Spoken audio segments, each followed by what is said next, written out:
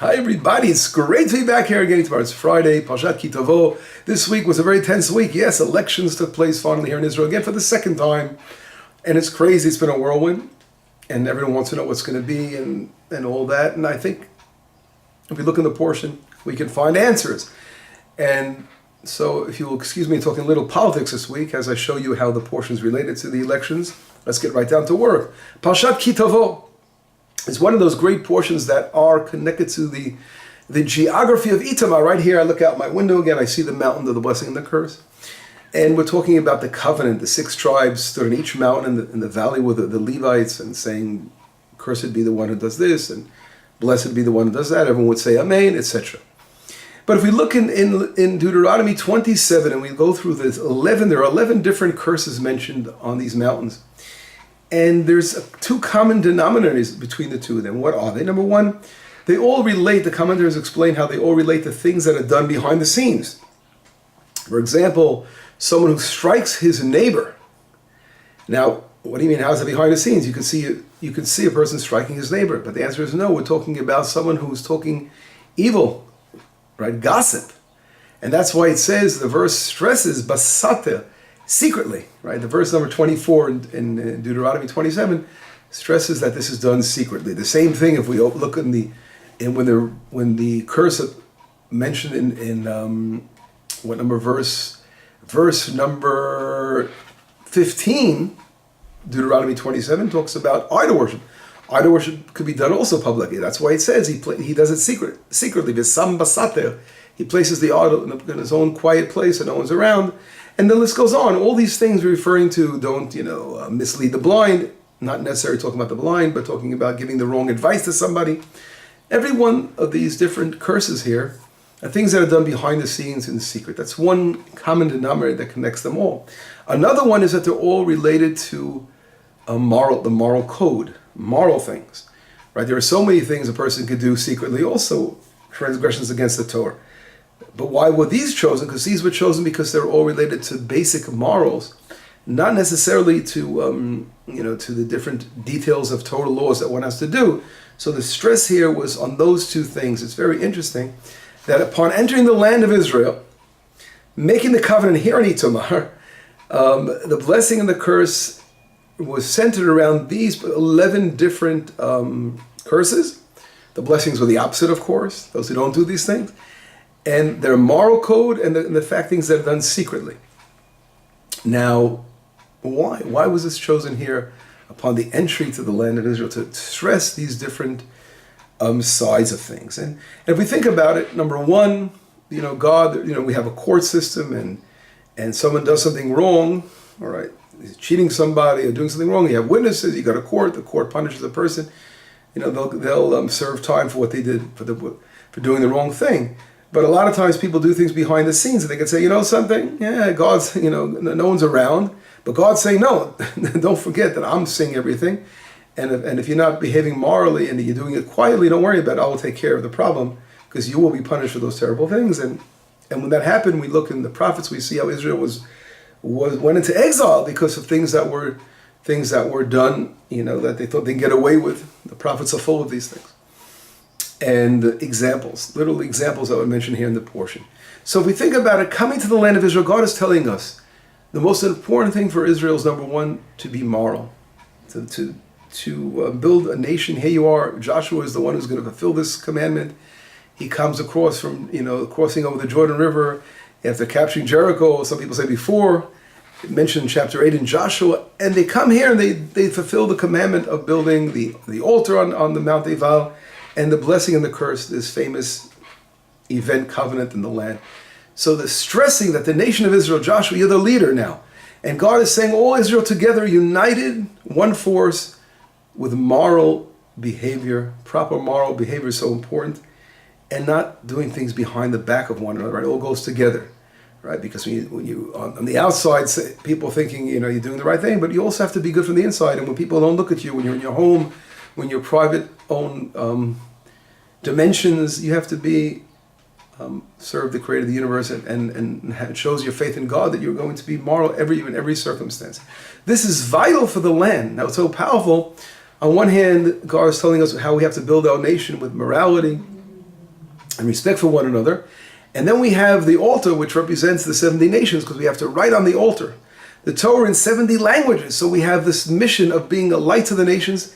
At the other side, it comes from us being morally connected and building ourselves spiritually with proper moral behavior.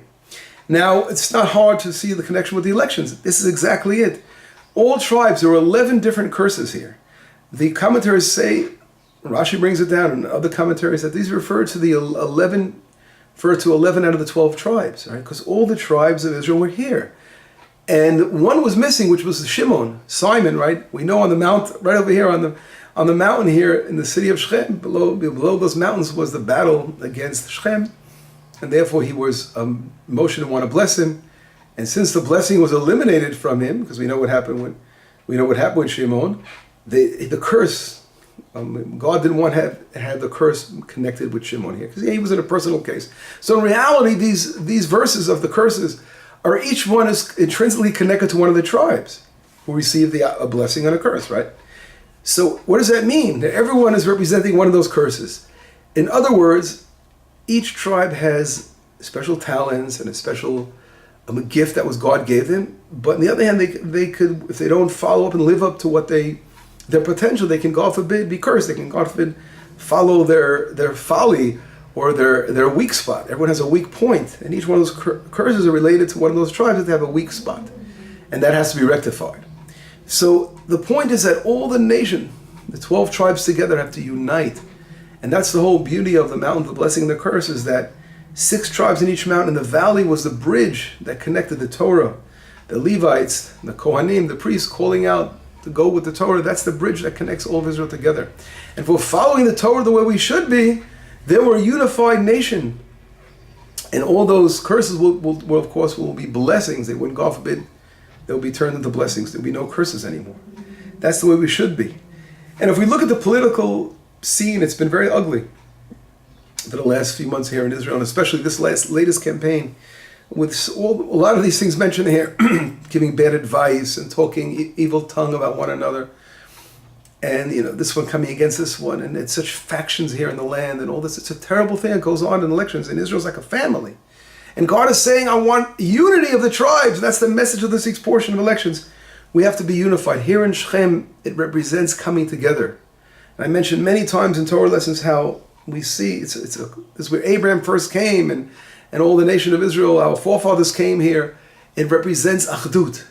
It represents our unity. And God forbid, Joseph was sold to slavery from this point. He came here, and he was thrown into the pit when he went further north. So if we don't answer to the call of uniting as a nation, we're going to, God forbid, go into exile.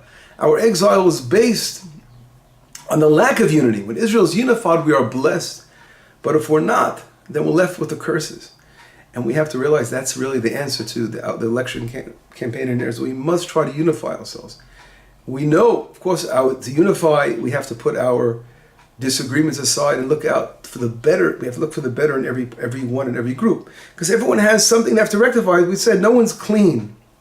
Of course, we are all, supportive of right-wing people. We are all much stronger. We want the land of Israel and all that. But we have to realize on the mainstream that voted, as we say, blue and white, a lot of those people are also people that have fight in the army and are, devoted to the land, and there are disagreements. But the majority, and of course the majority, I would say, talk about the voting situation, the majority of the country is right-wing in Israel. But still we have to realize that central group, we can't just let the half of the country and say, forget about them, they're not important. But in reality, God is saying, something with brothers, see how you can work things out together. Because a beautiful thing would be to unify. So we can never go against unification. Unification is always a beautiful thing. And as it mentions, relating to the Tower of Babylon, and the reason that they weren't destroyed like the flood generation, was because they were able to unify themselves. Although they unified for the wrong reasons, but unification is so powerful in God's eyes that He overlooks the wrong things. It doesn't mean we have to give up on important principles. We have to do the opposite. We have to follow the Torah, but we have to reach out and love and look at the good in everybody. That will really bring out a rectification. It's so interesting that we read in this week's prophet, we read Isaiah 60, which talks all about the end of days, the prophecy of Messiah, and how the nations are going to come to the land of Israel, streaming to you, and seeking advice from Israel as always, right? They're going to be coming to the land. And the nations that are not going to follow Israel are going to be lost. The nations, as we say, when we put the altar on Mount Abel, we built the altar, that was for the nations, that we can reach out to them. And I'll show you, let's quickly look for some of these verses. In Isaiah 60, verse number 1, Kumi ori kiva orech, right? Talking about the light.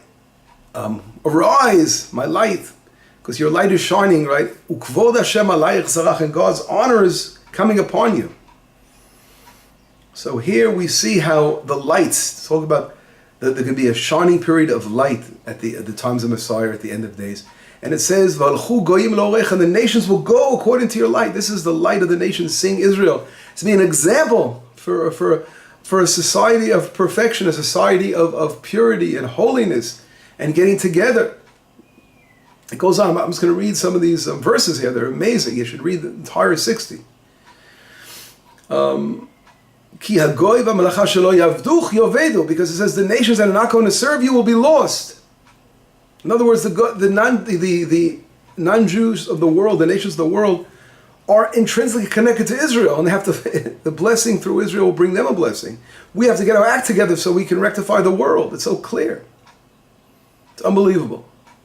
And it says in verse number 18, Lo yishama od Hamas ba'asek, to be no longer Hamas. Right? Hamas literally means stealing, robbing in your land. Also Hamas, those evil terrorists that want to destroy Israel. There will be no longer hurt in our land anymore. Right? This is a perfect example it's going to be when we recognize those things.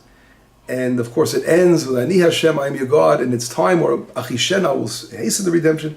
But we don't have time to go through all the verses here. It's fascinating to see how it's all connected. Israel getting its act together, unifying as a country should be, as a moral light to the nations, as well as other things we do. We're already light in many areas of technology and other areas.